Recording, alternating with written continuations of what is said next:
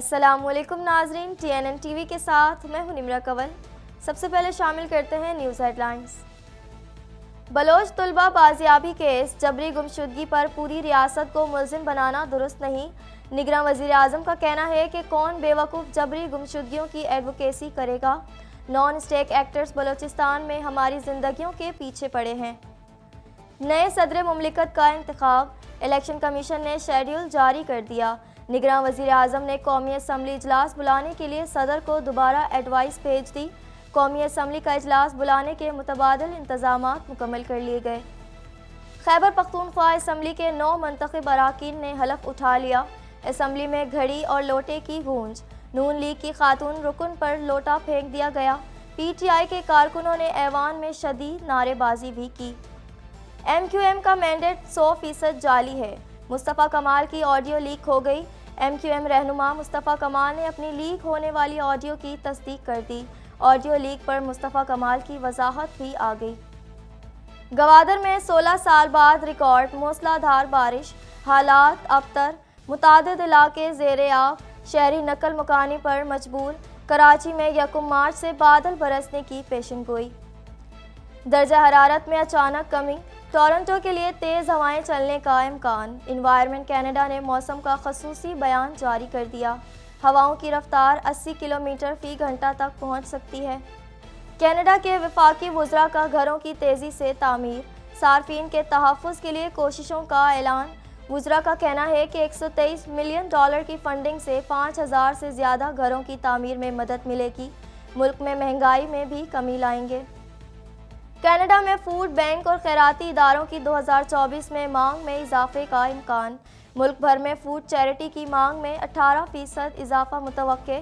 1 million سے زیادہ Canadian food charity پروگراموں تک رسائی حاصل کر سکتے ہیں۔ امریکہ، بائیڈن پرائمری انتخابات میں کامیاب، اسرائیل غزہ جنگ پر مخالفت کا سامنا۔ میشیگن کے آنے والے 5 نومبر کے امریکی صدارتی انتخابات انتہائی اہمیت کے حامل۔ میشیگن میں بائیڈن اور ٹرمپ کے درمیان دوبارہ سخت مقابلہ متوقع۔ زیلنسکی کی محمد بن سلمان سے ملاقات، روس یوکرین تنازع پر تبادلہ خیال۔ یوکرینی صدر نے سعودی ولی عہد سے مدد مانگ لی۔ سعودی ولی عہد کا کہنا تھا کہ امن کے حصول کو یقینی بنانے کے لیے عالمی سطح پر کوششیں جاری رکھیں گے۔ ہیڈ لائنز آپ نے جانی اور اب خبریں تفصیل کے ساتھ۔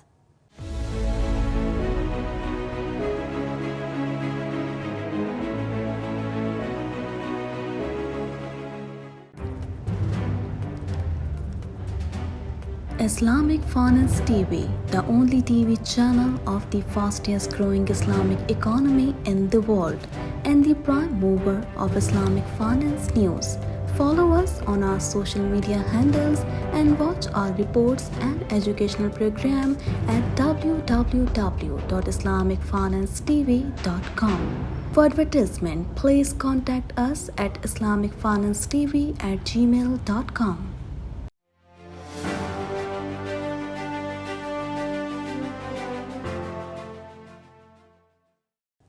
بلوچ طلبہ کی بازیابی سے متعلق کیس میں نگراں وزیر اعظم انوار الحق کاکڑ نے اسلام آباد ہائی کورٹ میں پیش ہو کر کہا کہ جبری گمشدگی کے معاملے پر پوری ریاست کو ملزم بنانا درست نہیں۔ مزید تفصیلات اس رپورٹ میں۔ بلوچ طلبہ کی بازیابی سے متعلق کیس میں نگراں وزیر اعظم انوار الحق کاکڑ نے اسلام آباد ہائی کورٹ میں پیش ہو کر کہا کہ جبری گمشدگی کے معاملے پر پوری ریاست کو ملزم بنانا درست نہیں۔ نگراں وزیر اعظم انوار الحق کاکڑ لاپتہ بلوچ طلبہ کیس میں طلب کیے جانے پر اسلام آباد ہائی کورٹ میں پیش ہو گئے۔ جسٹس محسن کیانی نے کہا ہے کہ ہم نے 2 سال میں کئی سماعتیں کی، بلوچ طلبہ اٹھائے گئے، کچھ لوگ دہشت گرد ہیں، کچھ نے TTP کو جوائن کیا، کچھ لوگ گھروں کو پہنچ گئے ہیں۔ ریاستی اداروں کو کام بھی کرنا ہے اور انہیں جواب دہ بھی ہونا ہے۔ دوران سماعت جسٹس محسن اختر کیانی نے نگراں وزیر اعظم سے مکالمہ کرتے ہوئے کہا کہ کیا آپ نے ریکارڈ دیکھا ہے کہ آج 26ویں سماعت ہے، ہم صرف بلوچ طلبہ کی حد تک کیس دیکھ رہے ہیں۔ بتایا گیا ہے کچھ TTP کا حصہ بن چکے ہیں، ان کے مطابق کچھ طلبہ گھر آ گئے ہیں اور کچھ کو ٹریس کر رہے ہیں۔ کیس چلا ہے تو کچھ لوگ گھر آ گئے۔ جسٹس محسن اختر کیانی نے ریمارکس دیے کہ ادارے قانون سے بالاتر نہیں ہیں۔ آپ نے عدالت میں پیش ہو کر ثابت کیا کہ آپ بھی قانون کو جواب دہ ہیں۔ جبری گمشدگی بالکل ایک مختلف معاملہ ہے۔ ریاستی اداروں کو معلوم ہے ملک کیسے چلانا ہے، لیکن لوگوں نے حقوق کی خلاف ورزی کر کے ملک نہیں چلانا۔ عدالت میں نگراں وزیر اعظم نے کہا کہ سڑک کنارے لوگوں کو مارا گیا مگر مجال ہے کسی کو انسانی حقوق یاد آئے۔ بسوں سے اتار کر مارا جاتا ہے، چودھری نام ہے گولی مار دی جاتی ہے، گجر نام ہے گولی ماری جاتی ہے۔ دہشت گردی کے ہاتھوں 90,000 لوگ شہید ہو چکے ہیں۔ نان اسٹیک ایکٹرز بلوچستان میں ہماری زندگیوں کے پیچھے پڑے ہیں۔ مجھے کسی نے کہا کہ آپ بلوچستان کیسے جائیں گے؟ بلوچستان میں نسلی پروفائلنگ کر کے قتل کیا جاتا ہے۔ نان اسٹیک ایکٹرز کو لوگوں کو قتل کرتے ہیں، اس پر کیوں نہیں بولتے؟ عدالت نے ریمارکس دیے کہ بلا شبہ یہ جنگ ہے، ہماری افواج اور ادارے لڑ رہے ہیں، قانون ایک ہے، سب کے حقوق ہیں۔ نگراں وزیر اعظم نے کہا کہ 20 سال سے لڑائی چل رہی ہے، آئندہ پارلیمنٹ آئے گی وہ بھی دیکھے گی، آئے روز کے الزامات سے ریاست کو نکالنا چاہیے۔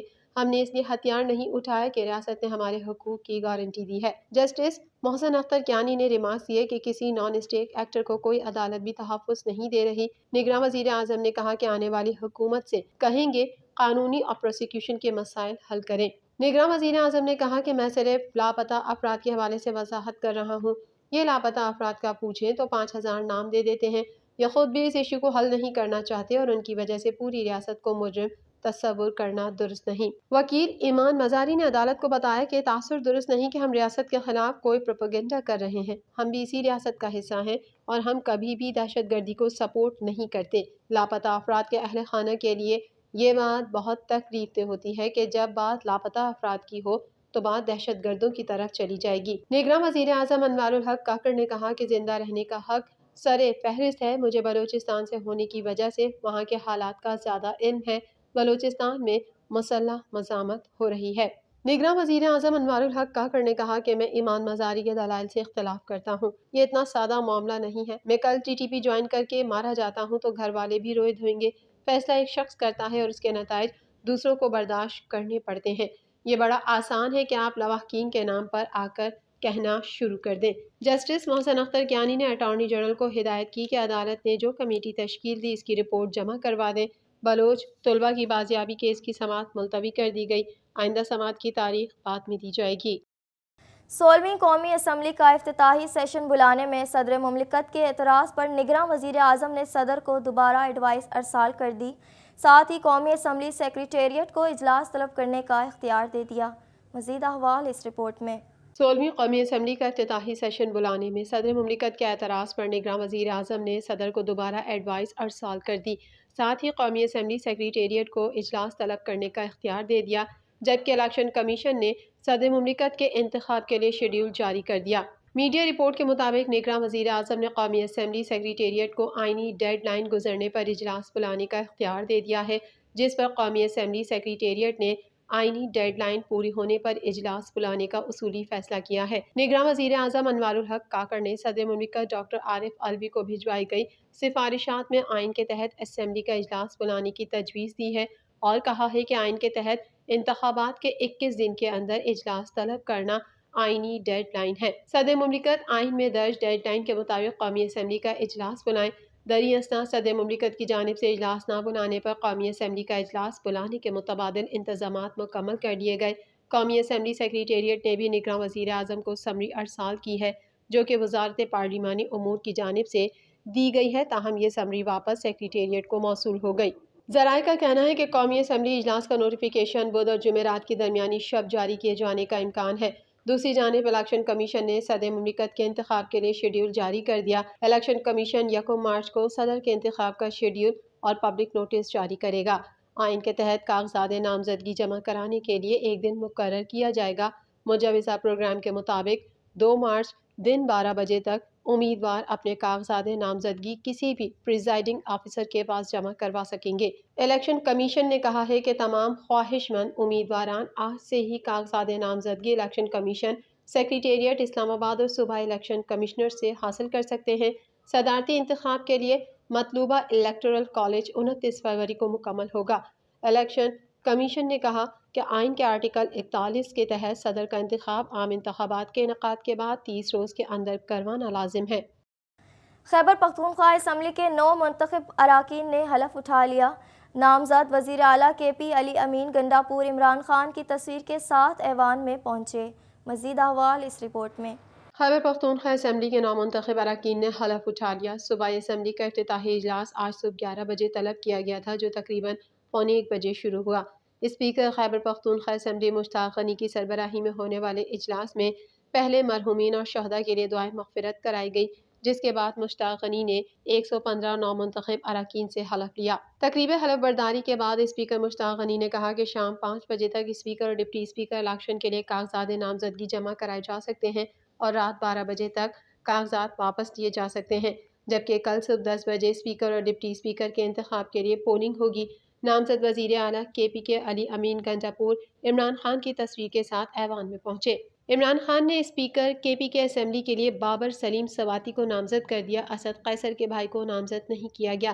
ذرائع کے مطابق اسد قیصر اپنے بھائی کے لیے عمران خان سے منظوری لائے تھے۔ اس سے قبل مسلم لیگ نون کی کارکن صوبیہ خان ہاتھ میں گھڑی لے کر اسمبلی ہال پہنچی، جہاں وہ لوگوں کو ہاتھ میں پہنے جانے والی گھڑی دکھا رہی تھی کہ اس دوران اسمبلی میں موجود PTI کارکنان نے ان پر خالی بوتل، جوتا، بال پین اور لوٹا پھینکا، لیکن صوبیہ خان مسلسل لوگوں کو گھڑی دکھاتی رہیں۔ اس دوران اسمبلی میں موجود PTI کارکنان نے شدید نعرے بازی بھی کی، جبکہ اس موقع پر PTI کے نامزد وزیر اعلیٰ علی امین گنجاپور بھی اسمبلی میں موجود تھے۔ انتظامیہ نے اسمبلی اجلاس میں شرکت کے لیے 1000 سے زائد پاسز ایشو کر رکھے ہیں اور اسمبلی میں لوگوں کی گنجائش اس سے کم ہے، جس کے باعث اجلاس سے قبل ہی اسمبلی میں شدید بدنظمی دیکھنے میں آئی ہے۔ اسمبلی کے اجلاس کو دیکھنے کے خواہش مند افراد دھکم پیل کرتے ہوئے اسمبلی ہال میں گھس گئے۔ متعدد ایسے افراد بھی اسمبلی ہال میں داخل ہوئے جن کے پاس پاسز موجود نہ تھے۔ اس دوران لوگوں کے درمیان شدید دھینگا مشتی بھی ہوئی اور جسے جہاں موقع ملا وہ وہاں جا کر بیٹھ گیا۔ دوسری جانب اسپیکر مشتاق غنی نے اسد قیصر کی امیدوں پر پانی پھیر دیا۔ آپ KP کے اسمبلی کا نیا اسپیکر اسد قیصر کے بھائی عاقب اللہ کے بجائے بابر سلیم سواتی ہوں گے۔ پارٹی ذرائع کے مطابق 10 دن قبل اسد قیصر نے لابنگ کر کے اپنے بھائی کو اسپیکر کے عہدے کے لیے نامزد کیا تھا، جبکہ اسپیکر مشتاق غنی نے لابنگ کرتے ہوئے عاقب اللہ کا نام اسپیکر کے عہدے کی فہرست سے نکال دیا۔ پارٹی ذرائع نے بتایا ہے کہ صوبائی اسمبلی کے اسپیکر کے لیے بابر سلیم سواتی اور ڈپٹی اسپیکر کے لیے چترال سے منتخب ہونے والی رکن صوبائی اسمبلی ثریا بی بی کے نام پر اتفاق ہوا ہے۔ پولیس نے شدید بدنظمی کے بعد اسمبلی کا گیٹ بند کر دیا، لیکن کارکنان باہر کے راستوں سے پھلانگ کر اسمبلی کی حدود میں داخل ہو گئے۔ بدنظمی کی وجہ سے کئی میڈیا نمائندوں کو بھی اسمبلی کے اندر داخل ہونے کا موقع نہ ملا اور بیشتر نومنتخب ارکان کو گاڑیوں کی پارکنگ میں پریشانی کا سامنا کرنا پڑا۔ مصطفیٰ کمال کا سوشل میڈیا پر اپنی آڈیو لیک ہونے پر وضاحتی بیان آ گیا۔ متحدہ قومی موومنٹ MQM پاکستان کے سینئر رہنما مصطفیٰ کمال نے بریفنگ کے دوران لیک ہونے والی آڈیو کی تصدیق کر دی۔ مزید احوال اس رپورٹ میں۔ مصطفیٰ کمال کا سوشل میڈیا پر اپنی آڈیو لیک ہونے پر وضاحتی بیان آ گیا۔ متحدہ قومی موومنٹ پاکستان کے سینئر رہنما مصطفیٰ کمال نے بریفنگ کے دوران لیک ہونے والی آڈیو کی تصدیق کر دی۔ مصطفیٰ کمال نے گفتگو کرتے ہوئے کہا کہ میری آڈیو اتوار کے روز رابطہ کمیٹی کے اجلاس میں ریکارڈ کی گئی۔ ہمیں شک تھا رابطہ کمیٹی میں MQM لندن کے لیے کوئی کام کرتا ہے۔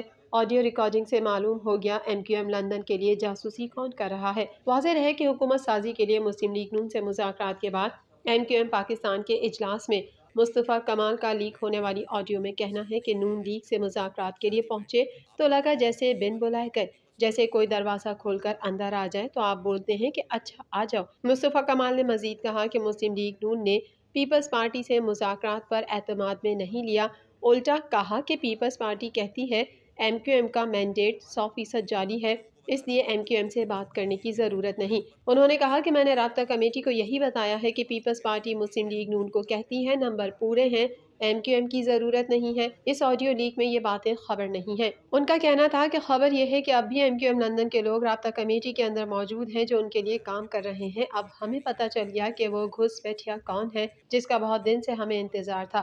یہ آڈیو آج صبح MQM لندن سے ریلیز ہوئی ہے۔ بہت دنوں سے ہمیں یہ اطلاعات تھیں کہ ہمارے رینکس اینڈ فائل میں کوئی MQM لندن کے لوگ بیٹھے ہوئے ہیں اور وہ ان کے لیے کام کر رہے ہیں۔ ہمیں پتہ نہیں چل پا رہا تھا، شک تھا کچھ لوگوں پہ، لیکن ہم کنفرم نہیں ہو پا رہے تھے۔ اس آڈیو نے ہمیں تمام فورنزک جب ہم نے اس کا چیک کرایا، معلوم کرا، تو ہمیں ایگزیکٹ پتہ چل گیا کہ کون ہے جو رابطہ کمیٹی میں بیٹھ کر MQM لندن کے لیے کام مغربی ہواؤں کے طاقتور سسٹم کے تحت کل سے بلوچستان میں مزید موسلا دھار بارشیں ہوں گی۔ کراچی میں 1 مارچ سے بادل برسنے کی پیشن گوئی سامنے آئی ہے۔ مزید تفصیلات اس رپورٹ میں۔ مغربی ہواؤں کے طاقتور سسٹم کے تحت کل سے بلوچستان میں مزید موسلا دھار بارشیں ہوں گی۔ اس سسٹم کے باعث کوئٹہ، چمن، پشین، قلعہ سیف اللہ، قلعہ عبداللہ، زیارت میں بارش، جبکہ ان شہروں کے ارد گرد موجود پہاڑوں پر برف باری متوقع ہے۔ بلوچستان کے شہر گوادر میں 16 سال بعد فروری میں ریکارڈ موسلادھار بارشوں کے بعد حالات ابتر ہو گئے۔ اربن فلڈنگ سے نظام زندگی متاثر ہے۔ محکمہ موسمیات کے مطابق مغربی سسٹم کے تحت گوادر میں فروری کے مہینے میں اب تک سب سے زیادہ 125 ملی میٹر بارش ریکارڈ کی گئی۔ گوادر میں سن 2008 کو فروری کے مہینے میں 38 ملی میٹر بارش ریکارڈ ہوئی تھی۔ دوسری جانب سول ایوییشن اتھارٹی نے سیلابی صورتحال کے پیش نظر گوادر ایئرپورٹ کو فلائٹ آپریشن بندش کا نوٹم جاری کر دیا۔ CAA کے مطابق سیلابی صورتحال کے باعث گوادر ایئرپورٹ کو فلائٹ آپریشن کے لیے بند کر دیا گیا۔ ایئرپورٹ کے ایپرن، ٹارمک اور دیگر ایریاز میں 6 انچ تک پانی ہے۔